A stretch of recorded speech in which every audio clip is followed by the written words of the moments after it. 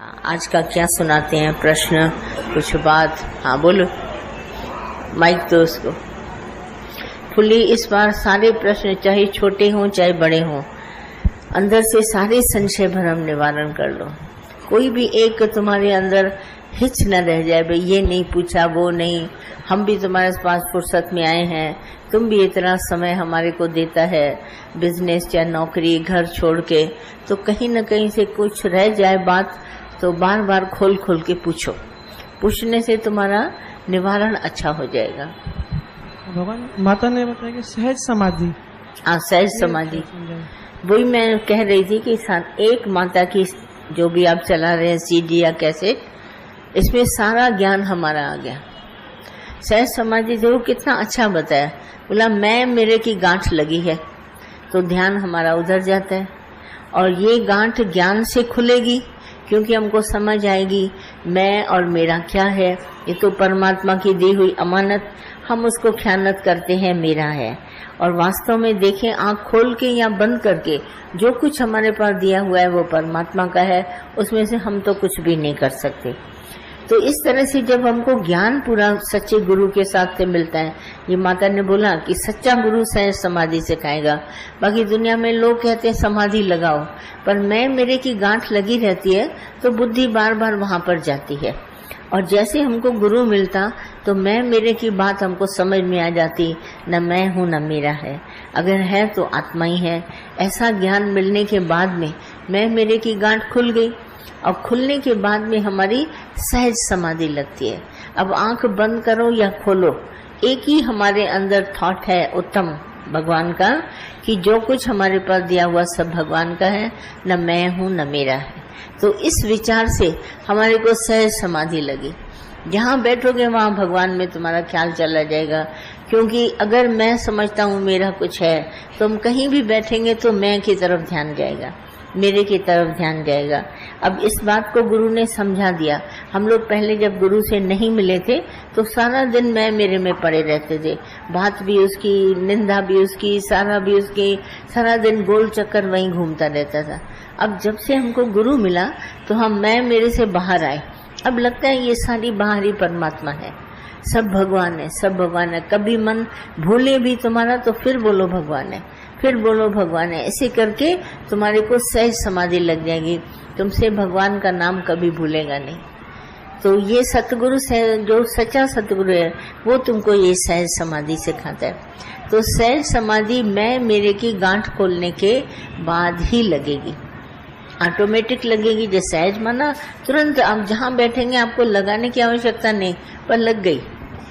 जैसे नहीं टाइम होता है चंद्रमा आसमान में निकल आया, फिर वक्त होता है सूरज अपने आप निकल आया, इसके लिए कोई भी एफर्ट नहीं करने पड़ते। मौसम बदलता है, एकदम ठंड हो जाती है, फिर मौसम बदलता है गर्मी, ये देखो ऑटोमेटिक हो रही ना, सहज प्रकृति चलती है।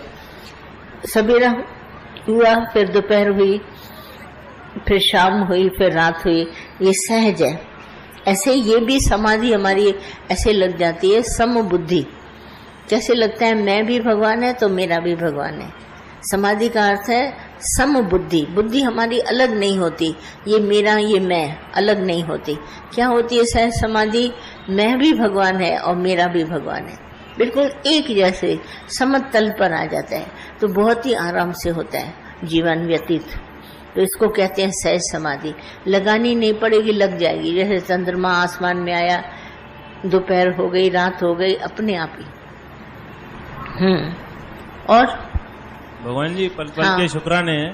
भगवान जी अभी वाणी में चला है कि भाई यानी भगवान से प्रीत जोड़, भगवान से प्रीत कैसे, यानी प्रीत, हाँ प्रीत आत्मा से प्रीत कैसे जोड़े? परमात्मा देखो सिंपल सा बोला था कबीर ने, बोला तुम्हारी जगत के पदार्थों से प्रीत है, अगर वहां पे प्रीत है उसको कहते हैं हराम। हराम का अर्थ है तुम्हारे पास सब कुछ, आराम है, ये है वो है, पर भगवान के बिना हराम है। तुमको वो भाएगा नहीं, तुम्हारे पास वो रहेगा नहीं। सुख आया वो भी जाएगा, दुख आया वो भी जाएगा, तुम उसको अपना बना नहीं सकते। तो कबीर बोलता है कि जैसी प्रीत हराम में, तुम हराम में प्रीत रखता है, बस यही प्रीत हरि में रखो।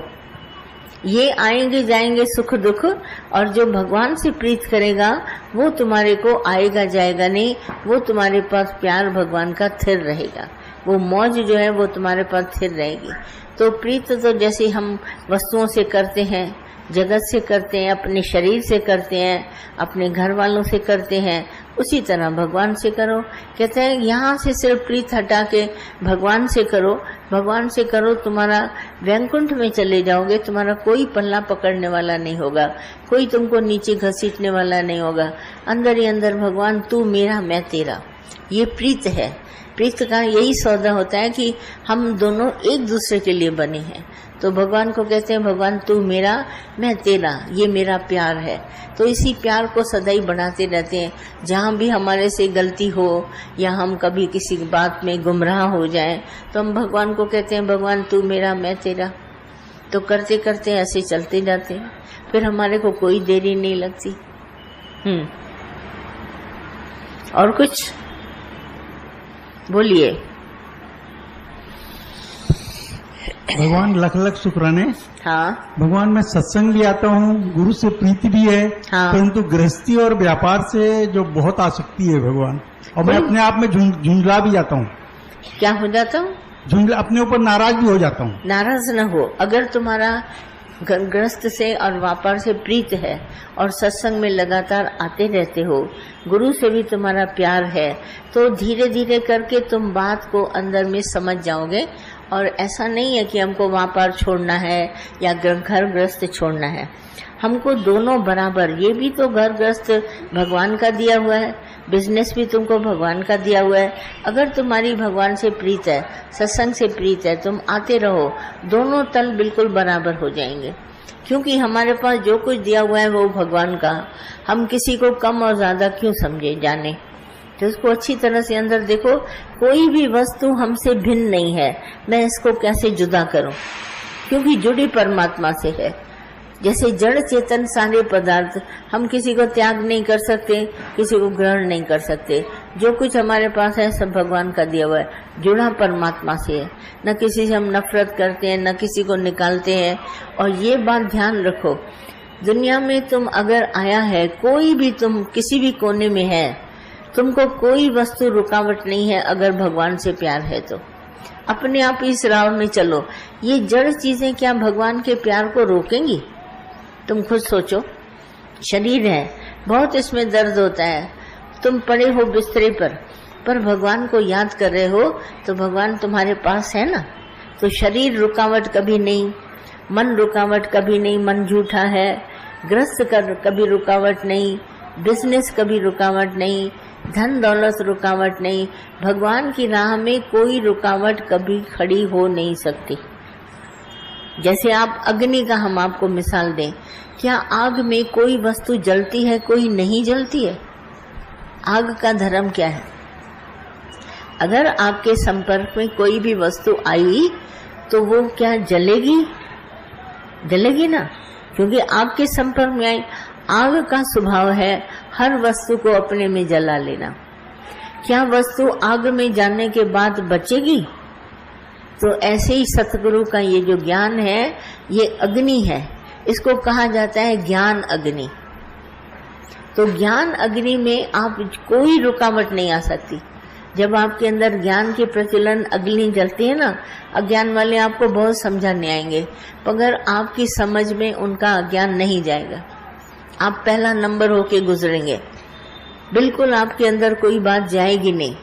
ज्ञान अग्नि एक ऐसी अग्नि है, इसमें पिछला कर्म भी नहीं रुकावट डालता है, आज का कर्म भी रुकावट नहीं डालता है, बरसों के जन्म जन्मांतर के किए हुए कर्म भी प्रभु पाने में रुकावट नहीं है।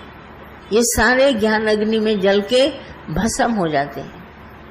तो इसीलिए संसार में न कभी ग्रस्त को रुकावट समझना, न तुम परिवार को कोई बात ऐसी होती है धंधे की उसको रुकावट समझना, न शरीर की बीमारी रुकावट समझना। तुम जहाँ है सिर्फ तुम्हारा तार भगवान से है। हम देखते हैं ये तुम इतने मोबाइल फोन हाथ में लेता है, घर में तुम्हारे टेलीफोन होता है, तो ये क्या है? एक सिस्टम है। ऐसा सिस्टम बना हुआ है कि हर घर वाले फोन की तार और तुम्हारे मोबाइल वाला इंटरनेट का वर्क, सिर्फ तारें जुड़ी हैं। तो कोई भी तुमको कहीं से भी फोन करता है, फॉरेन से भी, 7 समुंदर पार भी, तो तुमको घर में आवाज से घंटी बजती है और तुम बात करते हैं। तो ये नेटवर्क कैसा है, बड़ा उत्तम। आप रिसीव करते हो, बड़े खुश होते हो। तो क्या इतना भी भगवान का कनेक्शन नहीं है? भगवान का तार दिखाई नहीं देता। तुम जहां पर है, अगर ध्यान लगाता है भगवान की तरफ, तो सारा का सारा कनेक्शन आपके पास है। पर आप चाहे भगवान के बिल्कुल करीब बैठे रहो और तुम्हारा कनेक्शन न हो, तो फोन कहते हैं डेड है। इसी तरह मनुष्य जो भगवान के साथ नहीं बात करता, जैसे एक परमात्मा का जरिया है, सिमरन करो, तो सिमर सिमर सिमर सुख पाओ। सिमरन से सुख मिलता है। तो सिमरन एक तार है भगवान के साथ, और तुम पास में बैठे रहो और सिमरन नहीं करो, तो भगवान कहता है मैं बैठा तो हूँ, पर ये सिमरन कर नहीं रहा है, तो उसका तार मेरे से जुड़ा नहीं है। और हम कितनी भी दूर हों, लाखों कोस दूर रहे, पर हम याद करें भगवान तुम मेरा है, मैं तेरा है, तो पूरा कनेक्शन उसके साथ जुड़ गया। कोई चीज इसमें रुकावट नहीं है, न मन, न बुद्धि, न समाज। सब लोग दाह करते हैं ये रुकावट है, वो रुकावट है। न गरीबी, न अमीरी, कुछ नहीं। अगर तुम्हारा दिल चाहता है परमात्मा से मिलना, तो भगवान को याद करो, वो आके खुद मिलेगा, तुम्हें नहीं बुलाएगा, पर आएगा खुद। जैसे आपने याद किया, मैंने भी आपको याद किया, देखो मैं खुद आई ना, आप सबको थोड़ी ना तकलीफ दिया, मैं इधर आ गई, आप सब आ गए। जहां आपका दिल याद करे वहां भगवान को याद करो।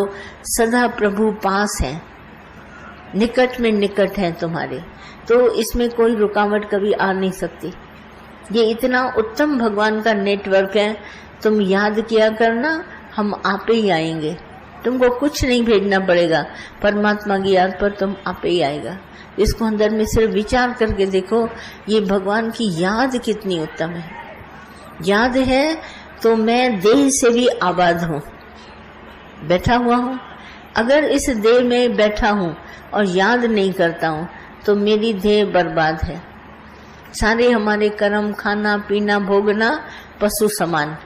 और अगर इसके पास हम खाते हैं, पीते हैं और भगवान को याद करते हैं, तो हम आबाद हैं। आबाद मुल्क है हमारा, आजाद मुल्क है हमारा। तो इसमें बैठ के सिर्फ भगवान का सिमरन किया, याद किया, तो हम आबाद हो गए। और अगर नहीं याद करते हैं तो बर्बाद, खाना पीना भोगना हमारा पशु समान। वो देखता है भगवान।